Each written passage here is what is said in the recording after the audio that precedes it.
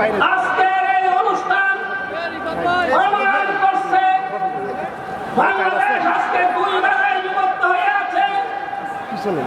আমি আপনাদের কাছে জানতে চাই একটা বিষয়।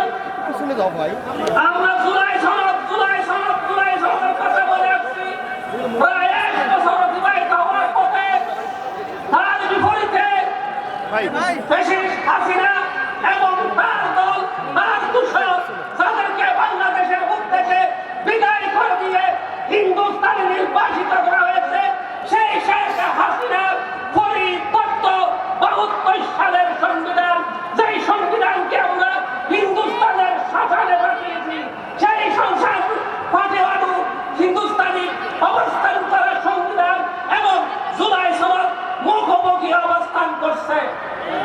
সংগ্রামী ভাইরা, আপনারা 72-এর বাস্তবতা সংবিধানের পক্ষে যাবেন না জুলাই সনদের পক্ষে যাবেন?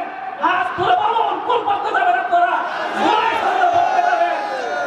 সুতরাং স্পষ্টভাবে বলতে চাই, জুলাই সনদের পক্ষে যারা আছে তারা আল্লাহর পথের সৈনিক। জুলাই সনদের পক্ষে যারা আছে তারা শহীদ আবু সাঈদের রক্তের উত্তরাধিকার।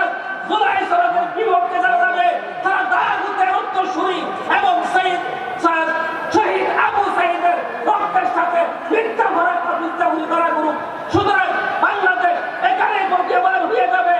আগামী দিন জুলাই সনদের অধীনে জাতীয় নির্বাচন হবে নাকি ভারতে নির্বাসিত শেখ হাসিনার বাস্তবতা 72-এর সংবিধানের আলোকে নির্বাচন হবে?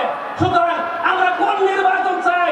শহীদ আবু সাঈদের রক্ত স্নাত 24 জুলাইয়ের মাধ্যমে যেই সনদ আমরা রচনা করেছি, সেই সনদকে জাতীয় ভিত্তি দিয়ে, আইনি ভিত্তি দিয়ে দেওয়ার মাধ্যমে আগামী নির্বাচন করতে হবে।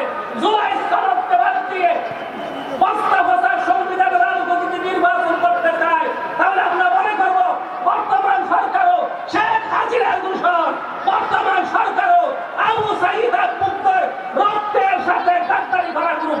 সুতরাং আমরা তাদেরকে সাথ দেব না, তাদেরকে সাথ দিয়ে কথা বলবো না। আমাদের কথা স্পষ্ট পরিষ্কার করে বলতে চাই, জুলাই সনদকে আইনি ভিত্তি দিয়ে জুলাই সনদের আলোকে অনুষ্ঠান করা